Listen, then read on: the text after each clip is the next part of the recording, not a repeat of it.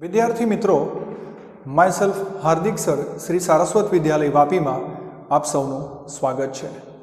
मित्रों, આપણે વાતો કરી રહ્યા છે ધોરણ 12 જે વિજ્ઞાનમાં પ્રકરણ 14 નિવસન તંત્ર વિશે, ઇકોસિસ્ટમ વિશે। એમાં મિત્રો આપણે ઘણી બધી વાતો કરી છે, તો આજે હવે એમાં કેટલાક એમસીક્યુ જોવાના છે, તો સૌ ધ્યાન આપે। પ્રશ્ન છે, પૃથ્વી પર આવેલ મહાકાય નિવસન તંત્ર, પૃથ્વી પર આવેલ મહાકાય નિવસન તંત્ર ખાલી જગ્યા છે।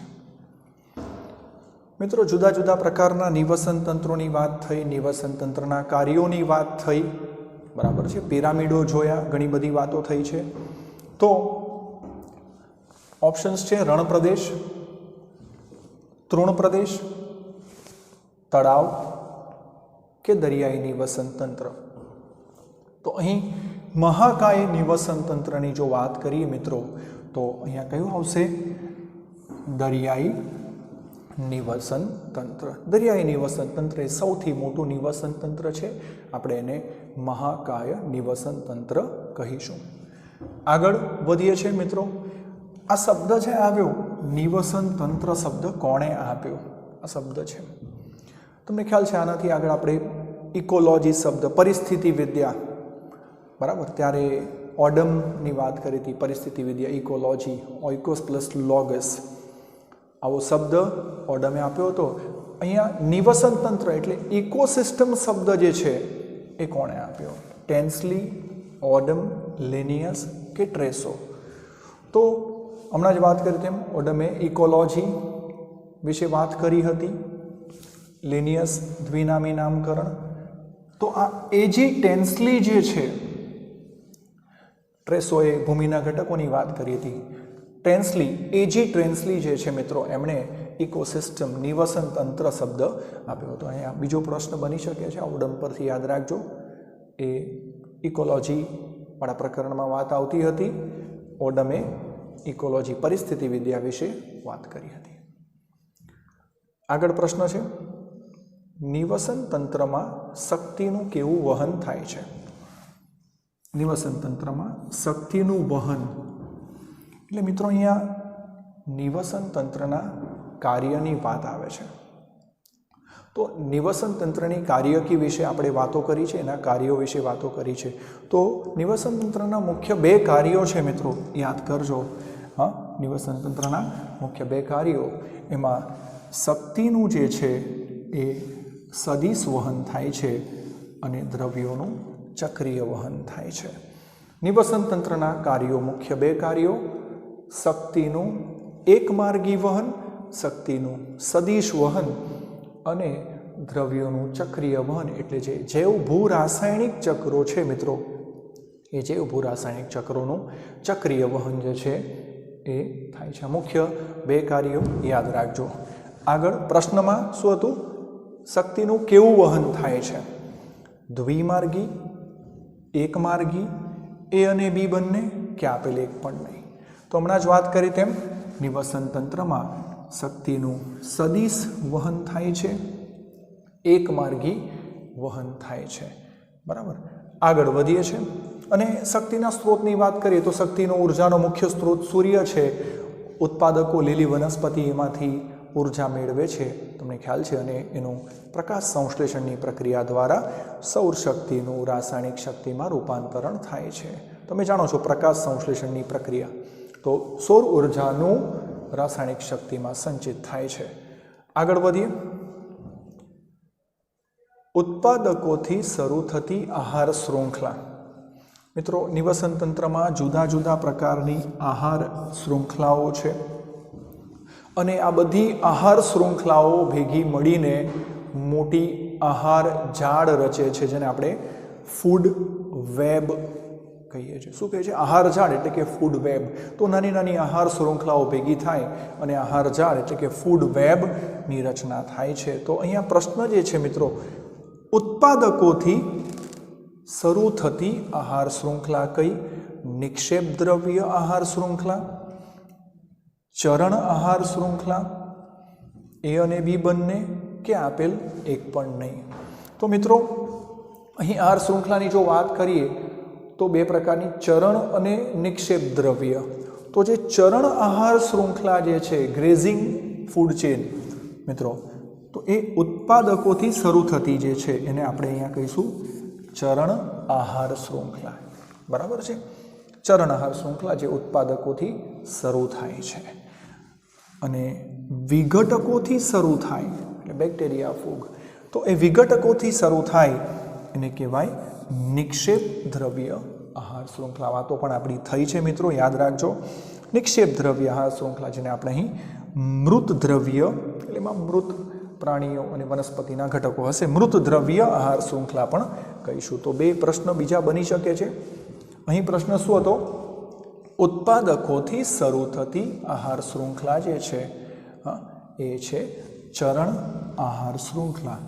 અને બીજો પ્રશ્ન શું બની શકે કે વિઘટકોથી શરૂ થતી આહાર શૃંખલા જો પ્રશ્ન આવે વિઘટકોથી, તો શું અહીંયા આન્સર આવે? તો આવે નિક્ષેપ દ્રવ્ય આહાર શૃંખલા, મૃત દ્રવ્ય આહાર શૃંખલા. અને યાદ રાખજો બીજો પ્રશ્ન બની શકે જુદી જુદી આહાર શૃંખલાઓ ભેગી મળીને ફૂડ વેબ આહાર જાળની રચના થાય છે. આગળ વધીએ મિત્રો. નીચેમાંથી કયા નિવસન તંત્રના પિરામિડ છે? મિત્રો નિવસન તંત્રના વિવિધ પિરામિડ વિશે વાતો કરી હતી. યાદ કરીએ તો સંખ્યા પિરામિડ હતો, જૈવભાર પિરામિડ હતો, ઉર્જા પિરામિડ એટલે કે શક્તિ પિરામિડ પણ આવે. તો મિત્રો ત્રણ પ્રકારના પિરામિડોની વાત આવે છે. સંખ્યા પિરામિડ આવે છે, જૈવભાર પિરામિડ પણ આવે છે, ઉર્જા પિરામિડ પણ આવે છે. એનો મતલબ આ ત્રણ પ્રકારના પિરામિડ એ નિવસન તંત્રના પિરામિડ છે. તો અહીંયા આન્સર શું આવે છે? આપેલ બધા જ જે છે એ નિવસન તંત્રના પિરામિડ છે. અને એમાં તમને ખ્યાલ છે કે સજીવોની વહેંચણી કેવી રીતે થયેલી છે. આગળ વધીએ. નીચેમાંથી ખાલી જગ્યા પિરામિડ હંમેશા સીધા હોય છે. વિવિધ પિરામિડો જોયા છે મિત્રો. તો સંખ્યા, જૈવભાર, ઉર્જા અને આપેલ એક પણ નહીં. બરાબર છે મિત્રો? યાદ રાખજો કે ઉર્જાનો, હમણાં જ વાત કરી, ઉર્જાનું એક માર્ગી વહન થાય છે. ઉર્જાનો પિરામિડ હંમેશા સીધો હોય છે. બરાબર છે? યાદ રાખજો, અહીં ઉર્જા પિરામિડ હંમેશા સીધા હોય છે. આગળ વધીએ છીએ મિત્રો. પ્રશ્ન આવી રહ્યો છે એનપીપી એટલે ખાલી જગ્યા. મિત્રો ઉત્પાદકતાના અનુસંધાનમાં પ્રશ્ન છે, ઉત્પાદકતા, પ્રોડક્ટિવિટી. તો એનપીપી અને જીપીપી એવા શબ્દો આવ્યા છે, તમને ખ્યાલ છે. GPP gross primary production, GPP, અને એનપીપી એટલે કે net primary production, gross primary production અને નેટ પ્રાઇમરી પ્રોડક્શન. બરાબર? તો આજે જીપીપી છે મિત્રો, ફૂલ ફોર્મ પરથી પણ પ્રશ્ન આવી શકે છે. જીપીપી એટલે ગ્રોસ પ્રાઇમરી પ્રોડક્શન. બરાબર? આપણે કહી શકીએ કે નિવસન તંત્રના બધા જ ઉત્પાદકો દ્વારા થતા કુલ પ્રકાશ સંશ્લેષણને શું કહેવાય છે? એને જીપીપી કહેવાય છે મિત્રો. યાદ રાખજો. ફરીથી શું છે જીપીપી? ગ્રોસ પ્રાઇમરી પ્રોડક્શન એટલે નિવસન તંત્રના બધા જ ઉત્પાદકો દ્વારા થતા કુલ પ્રકાશ સંશ્લેષણને જીપીપી કહે છે. અને કુલ પ્રાથમિક ઉત્પાદન જીપીપી. બરાબર છે? હવે એ રીતે એનપીપી નેટ પ્રાઇમરી પ્રોડક્શન, અહીં એનપીપી જે આવ્યું નેટ પ્રાઇમરી પ્રોડક્શન, કુલ વાસ્તવિક ઉત્પાદન. તો અહીં એનપીપી એટલે અહીંયા ઓપ્શન ચેક કરીએ મિત્રો. તો જીપીપી માઇનસ આર એટલે રેસ્પિરેશન, શ્વસનથી થયેલ ઘટ એમાંથી બાદ કરવી. બીજો ઓપ્શન છે જીપીપી વત્તા આર એટલે રેસ્પિરેશનથી થયેલ વધારો. સીમાં છે એ અને બી બંને, અને ડીમાં છે આપેલ એક પણ નહીં. બરાબર? તો મિત્રો અહીં એનપીપી જે છે તો એને જીપીપીમાંથી, એનપીપી એટલે શું? તો કે જીપીપીમાંથી શ્વસનની ઘટને આપણે બાદ કરવી પડે. તો એનપીપી એટલે જે કુલ ઉત્પાદન થયું, તો જીપીપીમાંથી શ્વસનની ઘટને બાદ કરીએ એટલે શું મળે છે? એનપીપી મળે છે. તો મિત્રો આવા ઘણા બધા પ્રશ્નો અહીંથી બની શકે છે. યાદ રાખજો, એના પૂરા નામ પણ યાદ રાખજો. ખાલી જગ્યા નિવસન તંત્રની ઉત્પાદકતા વધુ હોય છે. મિત્રો ઉત્પાદકતા પ્રોડક્ટિવિટી જુદા જુદા ભૌગોલિક વિસ્તારો છે અને એની ઉત્પાદકતામાં પણ તમને ભિન્નતા જોવા મળશે, જેમ કે તૃણ પ્રદેશ, રણ પ્રદેશ, તળાવ, જંગલ, બરાબર, વન પ્રદેશ, જુદા જુદા પ્રદેશો છે. અહીં પ્રશ્ન છે કયાની નિવાસન તંત્રની ઉત્પાદકતા વધુ છે. ઓકે, તો જોઈએ તો રણની તો ઓછી હોય છે, તૃણ પ્રદેશની થોડી મધ્યમ છે, તળાવની એના લેવલ પર હોય છે, જંગલની વધુ હોય છે. તો અહીં મિત્રો યાદ રાખજો, જંગલ નિવસન તંત્રની ઉત્પાદકતા છે એ અહીં વધુ છે મિત્રો, યાદ રાખજો, બરાબર. અહીંયા ઉત્પાદકતા પરથી પણ મિત્રો પ્રશ્ન આવી શકે ઘણા બધા. આપણે કહી શકીએ કે ઉત્પાદકતા છે, વિવિધતા છે, એના પરથી પ્રશ્ન આવે. તો રણ પ્રદેશની ઉત્પાદકતા કેવી છે? ઓછી છે. તૃણની કેવી છે? મધ્યમ છે. જંગલની કેવી છે? વધુ છે, બરાબર, વધુ છે. જ્યારે જલીય વસવાટની વાત કરીએ તો જલજ વસવાટમાં વધતી ઊંડાઈ ઉત્પાદકતા ઘટતી જાય છે. એટલે જલજ વસવાટમાં જઈએ તો જેમ જેમ આપણે ઊંડાઈએ જતા જઈએ, તમે વિવિધ વિસ્તારો ભણ્યા છો એના, તો એના બોટમ સુધી જાઓ, નીચે તરફ જતા જાઓ તો ઉત્પાદકતામાં ઘટાડો થાય, કારણ કે ત્યાં તમને જે તે સજીવની સંખ્યામાં પણ ઘટાડો જોવા મળશે. એટલે ઉત્પાદકતા અને સાથે વિવિધતાની પણ જો વાત કરી લઈએ તો વૈવિધ્ય અહીંયા ઓછું છે, અહીંયા મધ્યમ છે, અહીંયા વધુ છે. તો આ ઉત્પાદકતાના અનુસંધાનમાં પણ ઘણા બધા પ્રશ્નો બની રહ્યા છે. પિરામિડો પરથી પણ અલગ અલગ પ્રશ્નો બની રહ્યા છે મિત્રો, યાદ રાખજો.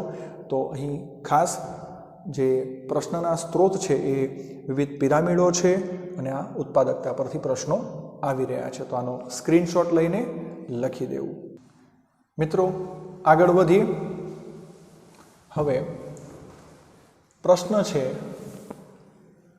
નીચેમાંથી કયો તબક્કો વિઘટન પ્રક્રિયાનો છે? એટલે તો પ્રશ્ન થાય કે વિઘટન પ્રક્રિયા શું છે, બરાબર.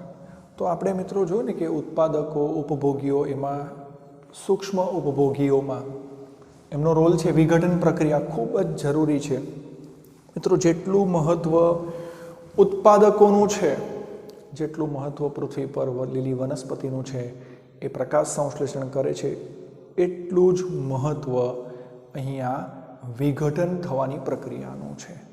વિઘટન ન થાય, આ વનસ્પતિ અને પ્રાણીઓના અને આ સજીવોના મૃતદેહોનું જો વિઘટન ન થાય તો આ દ્રવ્યો જે ચાલે છે, ચક્ર જે ચાલે છે પર્યાવરણમાંથી, આ રીતે કેવી એ શક્ય નહીં બને. પછી તો વિઘટનની જે પ્રક્રિયા છે એ આ ચક્રોની જાળવણીમાં ખૂબ જ જરૂરી છે, ખૂબ જ આવશ્યક છે. તો મિત્રો એ વિઘટન પ્રક્રિયાના તબક્કાને યાદ કરીએ. તો આમાં પ્રશ્ન પૂછ્યો છે કે કયો તબક્કો છે? અવખંડન તો કે છે, ધોવાણ એ પણ છે, અને અપચય એ પણ છે. એટલે આપેલ તમામ આવશે. તો મિત્રો યાદ રાખજો, અહીં અવખંડન, ધોવાણ અને અપચય આ ત્રણ જે છે એ વિઘટન પ્રક્રિયાના તબક્કા છે, જેના વિશે આપણે વાતો કરી છે, વિઘટન પ્રક્રિયા વિશે. તો યાદ રાખજો. અને દરેક તબક્કા પરથી પણ પ્રશ્ન આવી શકે કે અવખંડનમાં શું થાય, ધોવાણમાં શું થાય, અપચયમાં શું થાય, તમને ખ્યાલ છે. અને ત્યારબાદ અંતે ખાતર નિર્માણ અને ખનિજીકરણ.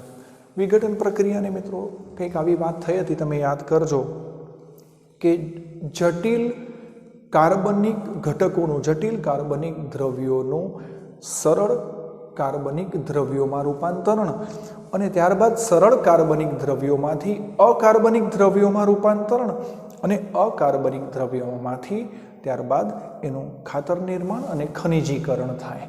ને એટલે ફરી પાછું વનસ્પતિના મૂળ તંત્રને પ્રાપ્ય થાય અને વનસ્પતિમાં જાય. અને આ રીતે ઇન શોર્ટ દ્રવ્ય ચક્રની જાળવણી માટે ખૂબ જ મહત્વનું થશે આ. તો આ 3 તબક્કા યાદ રાખશું.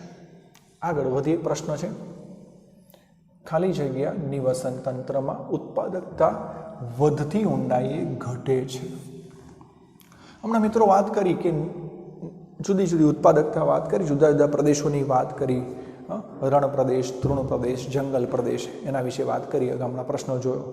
તો અહીંયા ઊંડાઈની વાત આવી ને, એટલે ઊંડાઈ તો જલજ વિસ્તારમાં આવશે, જલીય વસવાટમાં આવશે, જલીય, રણપ્રદેશ, જંગલ અને આપેલ બધા જ. તો ઉત્પાદકતા વધતી ઊંડાઈએ એટલે જેમ જેમ તમે ડીપ જાઓ છો, ઊંડાઈએ જાઓ છો, એની સાથે ઘટે છે.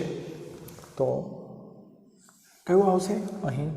જલીય નિવસન તંત્રમાં ઉત્પાદકતા વધતી ઊંડાઈએ ઘટે છે. આના પરથી પ્રશ્ન બદલીને પૂછે કે ઘટતી ઊંડાઈએ, તો એટલે જેમ જેમ ઉપર તરફ જઈએ તેમ જલજ નિવસન તંત્રમાં તો એની ઉત્પાદકતા વધારે હશે.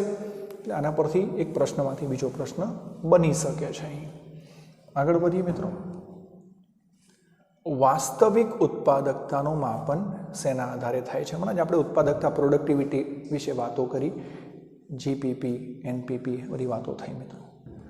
તો એ વર્ષ, માસ, ઋતુ આપેલ બધા જ. તો મિત્રો એ વાસ્તવિક ઉત્પાદકતાનું માપન જે છે એ વર્ષ, માસ આ બધા જ આવશે આની અંદર. વર્ષ, માસ અને ઋતુ ચોક્કસ એરિયાની અંદર આ વર્ષ, માસ અને ઋતુ ત્રણેયનો સમાવેશ થાય છે. બરાબર છે? એટલે વાસ્તવિક ઉત્પાદકતાનું માપન વર્ષ, માસ અને ઋતુ એના આધારે થઈ શકે છે. આગળ વધીએ મિત્રો. પ્રશ્ન છે, ખાલી જગ્યા ચક્ર એ અવસાદી ચક્ર છે.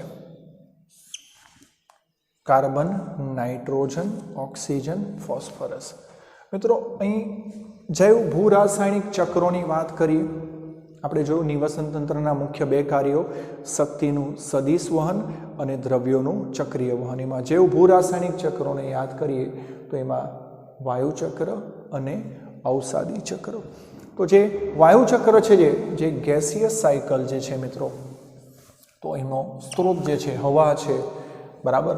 એમાં કોણ આવશે? કાર્બન ચક્ર, ઓક્સિજન, નાઇટ્રોજન આ બધા વાયુ ચક્રના ઉદાહરણ છે. એટલે વાયુ ચક્ર ગેસિયસ સાયકલનો સ્ત્રોત હવા છે. જ્યારે અવસાદી ચક્ર જે છે મિત્રો, એમાં સ્ત્રોત એનો ભૂમિ છે. એટલે ભૂમિમાંથી મળે છે. તો એમાં શું આવશે? ફોસ્ફરસ ચક્ર, સલ્ફર ચક્ર જે છે એ શાનું ઉદાહરણ છે? અવસાદી ચક્રનું ઉદાહરણ છે. તો અહીંથી પણ પ્રશ્ન આવી શકે, યાદ રાખજો. વાયુ ચક્ર અને અવસાદી ચક્ર. અવસાદી ચક્રમાં ભૂમિ સ્ત્રોત છે, વાયુ ચક્રમાં હવા છે. એની અંદર કયા કયા આવે છે તો એ યાદ રાખશું. અહીંયા પ્રશ્ન શું હતો? ખાલી જગ્યા ચક્ર એ અવસાદી ચક્ર છે. એટલે હમણાં જ વાત કરીને આપણે. તો અહીંયા શું આવશે? ફોસ્ફરસ ચક્ર. અહીંથી મિત્રો એક પ્રશ્ન પણ બની જાય બીજો કે નીચેમાંથી કયું અસંગત છે? અસંગત. તો કાર્બન, નાઇટ્રોજન, ઓક્સિજન જે છે મિત્રો એ વાયુ ચક્ર આવશે. અને અસંગત કયું છે એવો પ્રશ્ન આવે તો ફોસ્ફરસ એ અવસાદી ચક્રનું ઉદાહરણ છે. એટલે અસંગત આવશે અહીંયા. તો બીજો અહીં પ્રશ્ન બની ગયો. અહીંયા આગળ વધીએ મિત્રો. પ્રશ્ન છે, જૈવિક સમાજમાં પ્રાથમિક ઉપભોગીઓ જણાવો. જૈવિક સમાજની વાત કરીએ મિત્રો, વાત કરીએ આપણે. તમે અલગ અલગ સ્તરની વિશે આપણે T1, T2, T3 અલગ અલગ ટ્રોપિક લેવલ વિશે વાતો કરી છે. તો એમાં પ્રાથમિક ઉપભોગીઓ કયા છે? માંસાહારી, વિઘટકો, તૃણાહારી કે મિશ્રાહારી? તો તરત જ આપણું ધ્યાન થશે પ્રાથમિક ઉપભોગી છે મિત્રો, ઉત્પાદકો નથી. ઉત્પાદકો તો લીલી વનસ્પતિ છે. પ્રકાશ સંશ્લેષણ કરનારા જે છે એ બધા ઉત્પાદકો છે. બરાબર? તો અહીં પ્રાથમિક ઉપભોગીની વાત કરે છે તો અહીં શું આવે છે મિત્રો? તૃણાહારી છે. એ પ્રશ્ન પૂછે કે જૈવિક સમાજમાં અહીં ઉત્પાદકો જણાવો એવો પ્રશ્ન પૂછાય તો જૈવિક સમાજમાં ઉત્પાદકોની વાત કરે તો શું આવશે એમાં? તો એમાં લીલી વનસ્પતિ અને પ્રકાશ સંશ્લેષણ કરનારા બેક્ટેરિયા જે છે એ ઉત્પાદકો છે. તો આ પણ આપણી મિત્રો વાત થઈ છે જુદા જુદા ટ્રોપિક લેવલ વિશે, પોષક સ્તર વિશે. તો એના પરથી પણ ઘણા બધા પ્રશ્નો T1, T2, T3 અલગ અલગ ટ્રોપિક લેવલની વાત થઈ છે અને એમાં કોનો સમાવેશ થાય છે એના પરથી પણ ઘણા બધા પ્રશ્નો આવે છે. પિરામિડો પરથી તો આપણે પ્રશ્નો જોયા જ છે અત્યારે. આગળ વધીએ મિત્રો. નિવસન તંત્રમાં ઇકોસિસ્ટમમાં કુદરતી નિયમન કેન્દ્ર, કુદરતી રીતે નેચરલી એને રેગ્યુલેશન એનું કોણ કરે છે? એનું નિયમન કરનાર કોણ? તો ભક્ષકો, ભક્ષ્ય, તાપમાન અને પાણી. તો એને કંટ્રોલમાં કરનાર, કુદરતી રીતે એને કંટ્રોલમાં કરનાર મિત્રો કોઈ જાતિની સંખ્યા, કોઈ સજીવોની સંખ્યા, જો આ ભક્ષક અને ભક્ષ્યોના સંબંધ જે છે એના લીધે એ કંટ્રોલમાં છે. તમને ખ્યાલ છે, આપણે ભક્ષક અને ભક્ષ્યનો સંબંધ, જુદા જુદા પ્રકારના આંતર સંબંધો ભણ્યા છે. અહીં સિંહ એ ભક્ષક છે અને હરણ જે છે એનું ભક્ષ્ય છે. હવે તમે જાણો છો કે સંખ્યાની દ્રષ્ટિએ જોઈએ તો સિંહની સરખામણીમાં હરણ એના ભક્ષ્યની સંખ્યા વધારે છે, બરાબર છે. તો એની સંખ્યાને કંટ્રોલ કરનાર એનો ભક્ષક જ છે, એટલે એને ખાસ ખોરાક તરીકે ઉપયોગ કરે છે, એનો ખોરાક જ છે. આ રિલેશન છે ભક્ષક અને ભક્ષ્યનો સંબંધ. તો અહીં એ કંટ્રોલ ઓટોમેટિકલી જે છે કુદરતી રીતે નિયમન થશે અહીં. તો આ રીતે નિવસન, આ તો એક ઉદાહરણ થયું અહીં. તો નિવસન તંત્રમાં કુદરતી નિયમન કેન્દ્ર ખાલી જગ્યા છે, કયું છે? તો શું આવશે? ભક્ષકો આવશે. એટલે આવા મિત્રો ઘણા બધા પ્રશ્નો બની શકે આના ઉપરથી, અને ઉદાહરણો પણ ઘણા બધા લઈ શકાય કે જો આ રીતે એનો શિકાર ન થાય, શિકાર ન કરે, એટલે ભક્ષક અને ભક્ષ્યનો સંબંધ જ્યારે ડિસ્ટર્બ થાય, તમે વિચારો તો શું થશે? કોઈ ચોક્કસ સજીવની સંખ્યામાં એકાએક વધારો થઈ જશે, એટલે આખું જે ફૂડ જે છે, ફૂડ ચેન જે છે, આહાર શૃંખલા જે છે એ આખી ડિસ્ટર્બ થઈ જશે, બરાબર છે. એટલે આહાર શૃંખલા ડિસ્ટર્બ થશે. તમને આપણે વાત કરી તેમ આખી ઘણી બધી આહાર શૃંખલાઓ ભેગી મળીને આહાર ઝાડ રચાય છે, તો બધું ડિસ્ટર્બ થશે. એટલે કુદરતી નિયમનનું કેન્દ્ર જે છે અહીં કોણ છે? ભક્ષકો છે. આગળ વધીએ મિત્રો. જંગલમાં ઉગતા વાંસ એ કયા પોષક સ્તરમાં આવે છે? સમાવિષ્ટ છે. વાંસની વાત કરી મિત્રો અહીંયા, બરાબર છે. તો વાંસ છે એ વનસ્પતિ છે, તો T1 એટલે કે ટ્રોપિક લેવલ આવ્યું. T1, T2, T3, T4 મેં તમને વાત કરી કે જુદા જુદા ટ્રોપિક લેવલ પરથી પણ પ્રશ્નો આવશે જ. તો તમે ખ્યાલ આવે છે કે વાંસ જે છે એ શામાં આવે છે? એ T1 ટ્રોપિક લેવલ વન પોષક સ્તરની અંદર એનો સમાવેશ થશે. આગળ વધીએ. જૈવભારના સીધા પિરામિડમાં તૃણાહારીઓનું સ્થાન કયું છે મિત્રો? તૃણાહારીઓનું સ્થાન. તો આપણે ફરીથી 3 પ્રકારના પિરામિડોની વાત થઈ મિત્રો. સંખ્યાકીય પિરામિડ, ત્યારબાદ જૈવભાર પિરામિડ અને ઉર્જા પિરામિડ એટલે કે શક્તિ પિરામિડ. આ 3 પ્રકારના પિરામિડો જોયા, એમાં વિવિધ સ્થાનો જોયા. તમને ખ્યાલ છે તો કયું સ્થાન છે? પ્રથમ છે, દ્વિતીય છે, તૃતીય છે કે ચોથું છે, ચતુર્થ છે? કોનું છે? તૃણાહારીઓનું સ્થાન કેવું છે? તો પ્રથમ સ્થાન જે છે મિત્રો ઉત્પાદકો છે, ત્યારબાદ તૃણાહારી આવશે. એટલે અહીં જૈવભાર પિરામિડ, સીધા પિરામિડમાં તૃણાહારીઓનું સ્થાન અહીં બીજું છે મિત્રો, દ્વિતીય છે. આગળ વધીએ મિત્રો. પ્રશ્ન છે, કીટકો પર નભતો દેડકો એક ખાલી જગ્યા છે. કીટકો પર હમણાં જ વાત કરી મિત્રો કે ભક્ષક અને ભક્ષ્યનો સંબંધ છે. અહીં દેડકો જે છે ભક્ષક છે અને એનું ભક્ષ્ય શું છે?